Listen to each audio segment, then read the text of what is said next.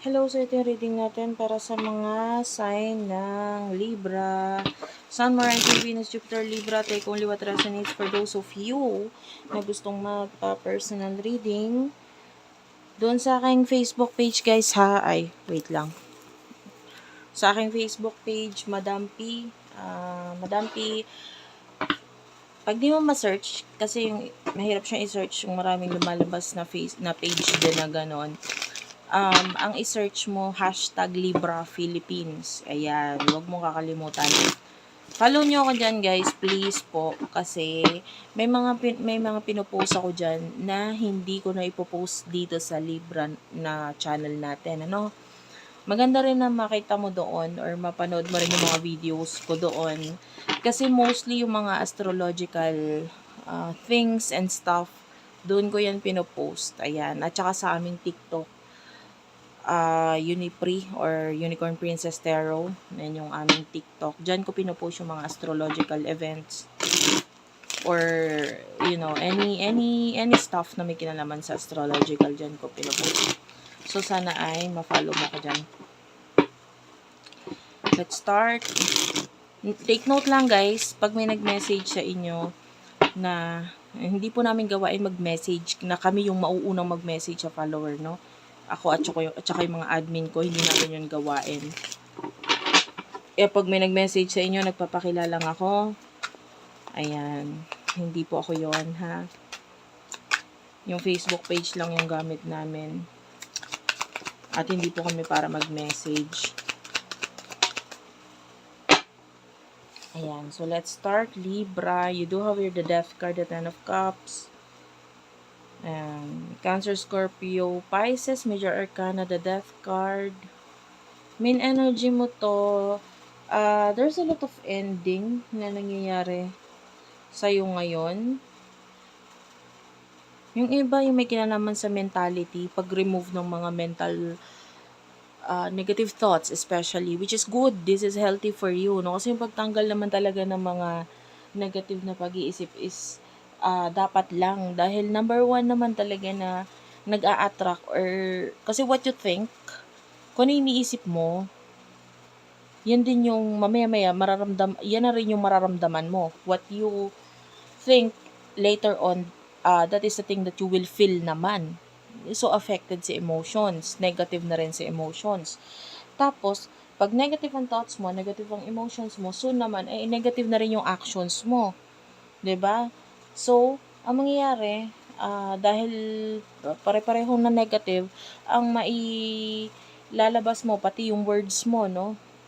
Negative na rin yung mga mababanggit mo, and then negative na rin yung maa-attract mo ngayon sa buhay mo. So, removing all the negativity, maganda ito, makakatulong ito sa'yo, then mas makaka-focus ka sa positivity, and sooner or later, yun naman yung ma-attract mo sa buhay mo. Positive thoughts, positive emotions, and then positive reality, no, sa buhay mo, which is good. The Death card is here. So, marami tayong nakikitang mga negative people na gustong manghimasok sa buhay mo, no? Good thing is that you have learned how to remove them. 'Di ba? Kung alam mo yung isang tao, wala namang positive na naidulot sa'yo, bagkos negative pa nga yung emotions, hindi man sa pang-ano-ano, hindi mo kailangan mamlastik ng tao. Alisin mo sa buhay mo. Simple as that. Kung hindi mo siya feel, kasi gano'n naman talaga hindi naman natin pwedeng pilitin ang sarili natin sa mga tao sa paligid natin. No? Meron talagang tao diyan na talagang hindi natin mafi-feel.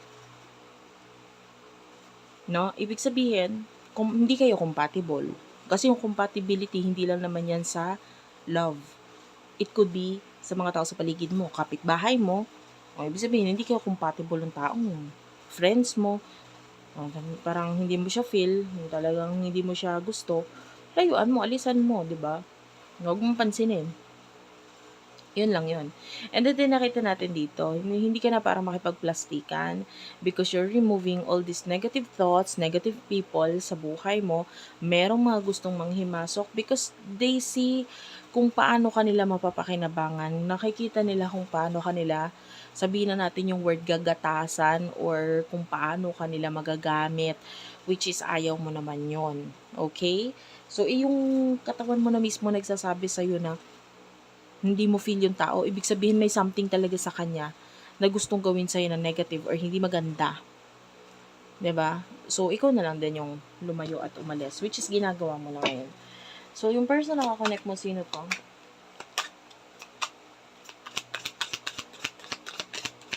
Pasensya ka na maalog yung lamesa kapag inaano ko po, nasya-shuffle ako.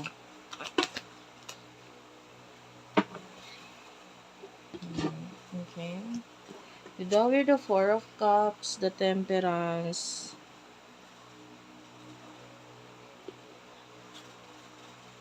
the Nine of Wands. Pasensya ka na, hindi ako nakapag-reading ng mga nakaraan. Medyo nagkasakit pa ako nun. Hindi ako nakaano talaga. So, Four of Cups, the Temperance, Nine of Wands, I can see that this person is may mga offer siya sa ngayon, pero hindi siya basta-basta nagpapadalos-dalos sa pag-accept nitong mga offer na to, kasi with the Nine of Wands, marami na siya pinagdaanan, and ngayon masyadong ginagamit niya na ngayon yung utak niya. Kasi in the past, might be siya yung tipo ng tao na sige, try ko yan. Pagka hindi nag-workout, tsaka na lang. Pero ngayon, itong person na to, naging maingat siya pagdating sa pag-accept ng mga offers sa buhay niya. But I can see particular offer, kaya lang hindi nga siya sigurado regarding dito sa bagay na to sa ngayon. So, hindi nga siya nagmamadali. Ano yung emotion ninyo sa isa't isa? Go over the Lovers. The Moon. Ayan, dalawang major arcana. Hindi ko to kukunin, guys. Masyadong marami. Ito lang nakahiwalay yung kukunin ko. Ay, madami din pala to. Ano yung emotions? Kuha na lang tayo bago. Emotions ng person na to for the sign of Libra, Sun, Rising, Venus, Jupiter, Libra. Okay? Thank you, Spirit Guides, Angel Guides. Person na kakonect mo. Okay. You do have here the Knight of Cups and the Nine of Cups. Ayan, dalawang dalawang cups na yan. And that is Cancer, Scorpio, Pisces energy. This person, yung emotion mo para sa kanya with the Lovers, I feel like you're dreaming about this person. You're dreaming na magkaroon ng masayang relationship connection sa inyong dalawa. And with the Moon, yeah, you are for now kasi contented ka sa kung ano yung mga nandiyan sa paligid mo ngayon. So, more on, sabihin na natin, nagdi-dream ka dito sa person na to. Pero kung hindi siya may lagay sa reality, I don't feel like, parang pinoproblema mo yun. Kasi sa ngayon, nakikita natin, kontento ka naman sa kung ano yung mga meron ka. So, with the Knight of Cups, nakikita natin ito as love coming to you. With the Nine of Cups, marami kang options dito. So, there's a love. Could be a new love na paparating sa'yo while you are sleeping. Ibig sabihin, hindi ka nakafocus sa love at all. Hindi ka nakafocus sa kung kanino man. No? Maybe you're focusing on yourself, na pag-aayos, pag-aalaga sa sarili mo, and magugulat ka na lang biglang may taong dadating sa buhay mo. Alam mo yung energy nito, it's like Sleeping Beauty kind of energy. Diba? Ikaw si Sleeping Beauty. Guys, LGBTQIA+, or lalaki ka man, hindi yun importante. Basta, take only what resonates, ha. So, nandun yung, sinabi ko lang Sleeping Beauty kasi hindi naman talaga sa love yung focus mo. Like, Sleeping Beauty, diba? Sleeping Beauty is just resting, no? And, nandun siya kaya siya nandun sa place na yon, no, para dun sa inyo.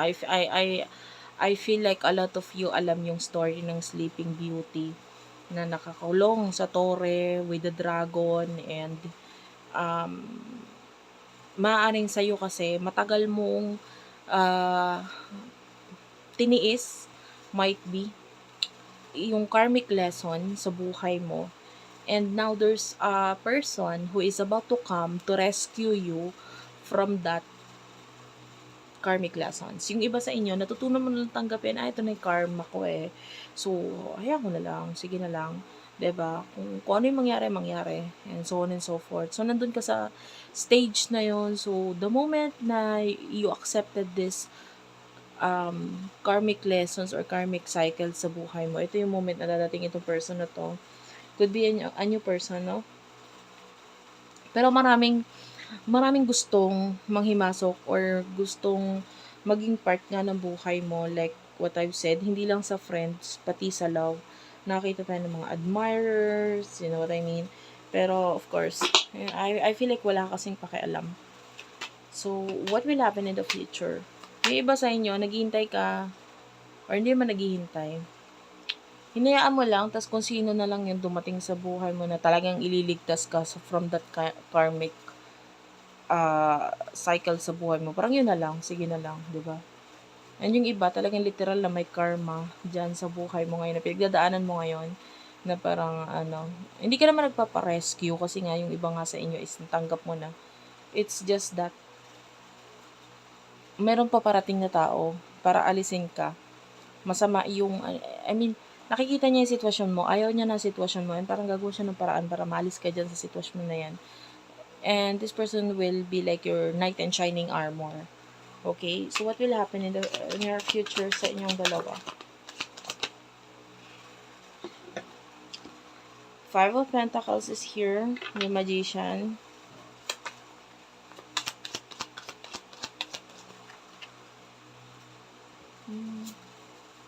Two of Swords and the Three of Cups. Tell me about the future. Medyo, alam mo guys, habang nire-reading kita, medyo napapagod ako. Inaantok. I don't know if you're watching this na patulog ka na. Yung iba nga, pwedeng tulog na nga eh. Habang nandito na tayo sa part ng reading na to. Kasi yung iba sa inyo talaga, aminado dyan. Ginagawa akong pampatulog. Pampatulog ba yung boses ko?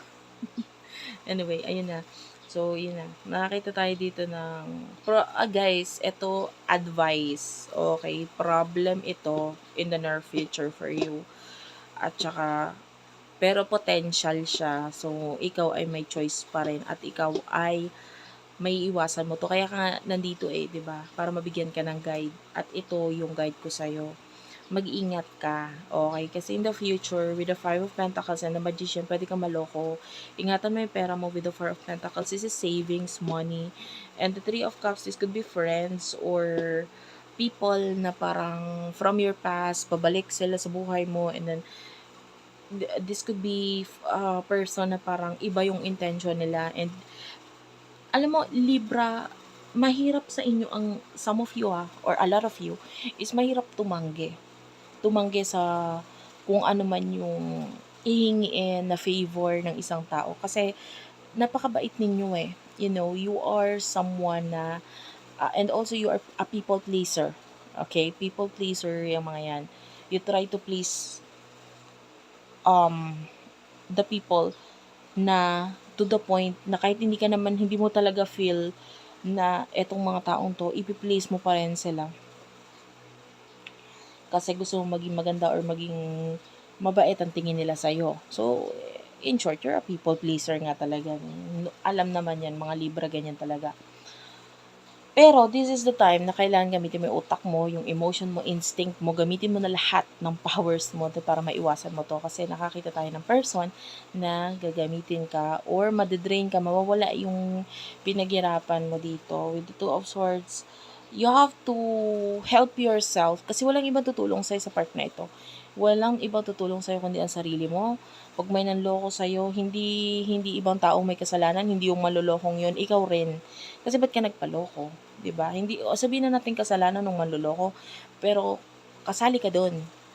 Kasi hindi naman yun makakaloko sa iyo kung hindi mo hinayaan na lokohin ka niya.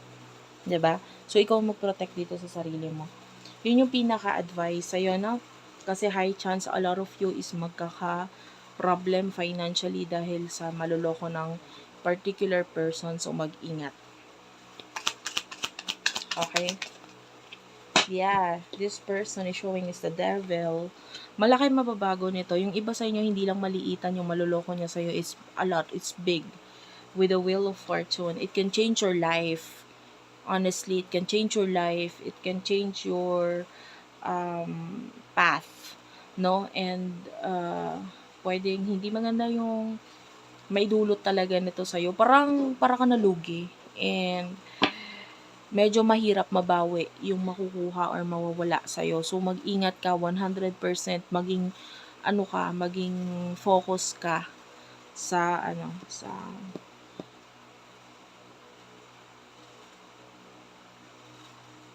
maging aware pala, sorry. Maging aware ka sa paligid mo. Huwag kang magmadali, walang fast money. But I can see a lot of you, hindi pala a lot of you. Some of you is may mga high chances of winning, maybe sa lottery, sa lotto, or sa anong tawag dito?